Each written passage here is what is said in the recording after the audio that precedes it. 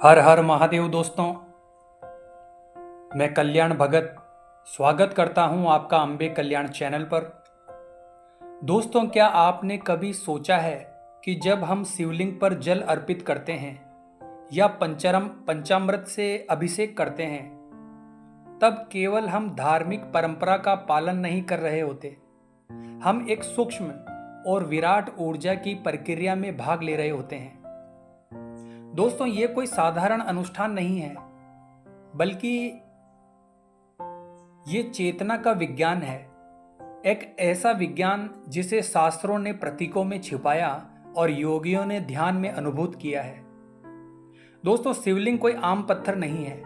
ये उस ब्रह्मांडीय ऊर्जा का केंद्र है जहां भौतिकता और आध्यात्मिकता मिलती है।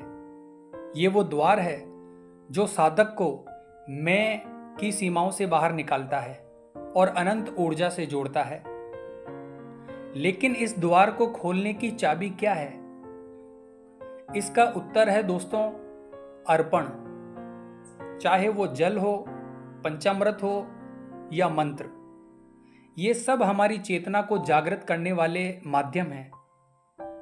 दोस्तों, जब गंगा जल शिवलिंग पर प्रवाहित होता है, वो मात्र जल नहीं रह जाता, वो हमारे भीतर की अशुद्धियों को धोने वाली चेतना की धारा बन जाता है। पंचामृत, दूध, दही, घी, शहद और शक्कर जब शिवलिंग को स्पर्श करते हैं तो वो हमारी आत्मा के 5 तत्वों को संतुलित करता है। अब बात करते हैं दोस्तों रुद्राभिषेक के मंत्र के बारे में।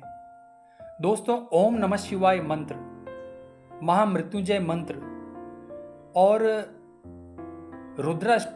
रुद्राष्टाध्यायी ये केवल ध्वनि नहीं है, ये तरंगे होती है जो वातावरण से होते हुए हमारी चेतना को झकझोरती है।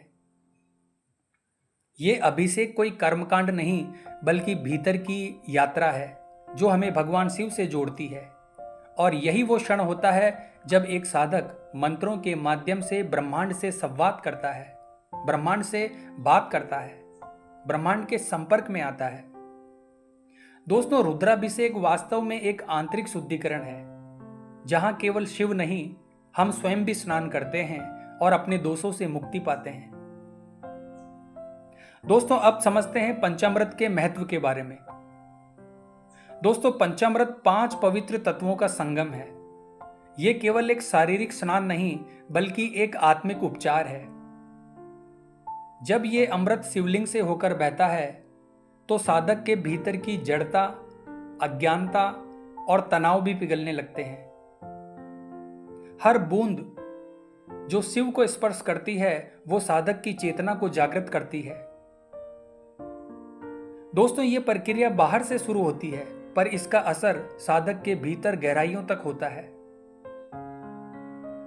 दोस्तों, अब बात करते हैं शिव और चंद्र की जो ऊर्जा है उसके संबंध में। दोस्तों, शिव के मस्तक पर विराजमान चंद्रमा केवल अलंकरण नहीं है, वो हमारे चित्त की गति का प्रतीक है।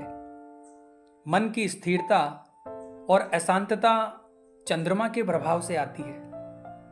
शिवलिंग पर जल अर्पण करने की प्रक्रिया दरअसल अपने असंतुलित मन को शिव की स्थिरता में विलीन करने का एक प्रयास है। जब आप शिवलिंग पर जल अर्पित करते हैं तो केवल जल नहीं बहता, उसमें आपके भीतर के विकार, क्रोध, मोह और अहंकार भी बहते हैं।